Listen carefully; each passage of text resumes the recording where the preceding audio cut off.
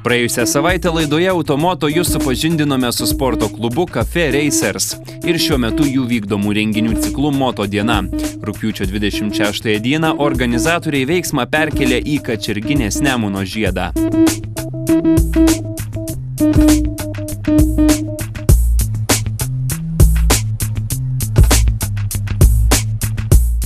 Na, tai yra mūsų antras renginys iš 4 numatytų, kuriuos mes įgyvendinam kartu su Susisiekimo ministerija.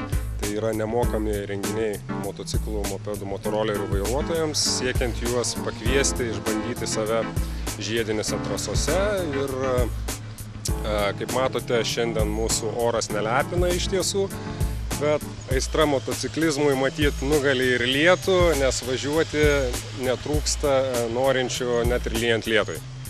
Tai va, mesgi savo ruoštų mielai daliname savo patirtimi, kaip reikia važiuoti esant šlapiai kelio dangai.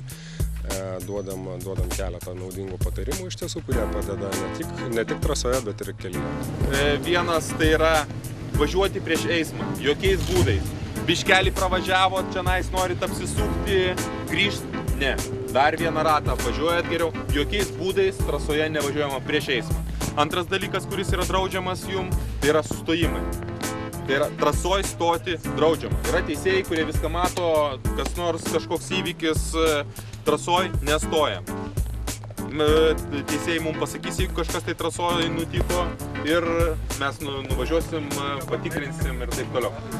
Šiandien iš tiesų norinčių važiuoti buvo daugiau kaip 200. Na, lietus, aišku, šiek tiek skaičius pakoregavo, bet kaip minėjau, norinčių važiuoti vis dar netrūksta. Kaip minėjau, yra numatyti 4 nemokami renginiai motociklų, motorolerių ir mopedų vairuotojams. Pirmasis įvyko rugpjūčio 19 dieną Šiaulių kartodrome.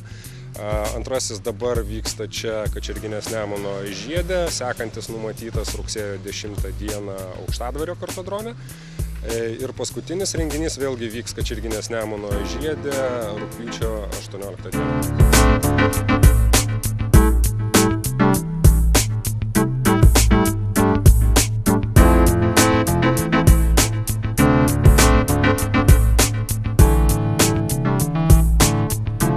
Sporto klubo Cafe Racers prezidentas Adomas Dautartas teigia, jog nepaisant netrukus ateisiančios motociklų sezono pabaigos, tai yra puikus metas daryti panašaus pobūdžio renginius, kadangi motociklų vairuotojai tokiu metu labiausiai pasitiki savo vairavimo įgūdžiais. Siekdami išsiaiškinti, kas iš tiesų čia priviliojo greičio mėgėjus, pakalbinome ir keletą Moto dienos dalyvių. Galbūt noras išbandyti savo galimybės, taip pat ir motociklo galimybės. Iš tikrųjų vertinu teigiamai, nes pritraukia daug naujų, žmonių jaunų, kurie nėra patyrę, kad galėtų ir nenorėtų, išbandyti savo galimybių gatvėse, o būtent rinktųsi trasoje.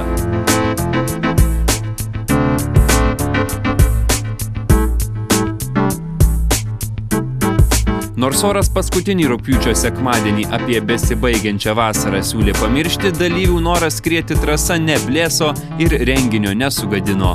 Na, norėtųsi, aišku, kad nelytų tas lietus, nes trasa slidoka, bet iš tikrųjų nesutrukdė.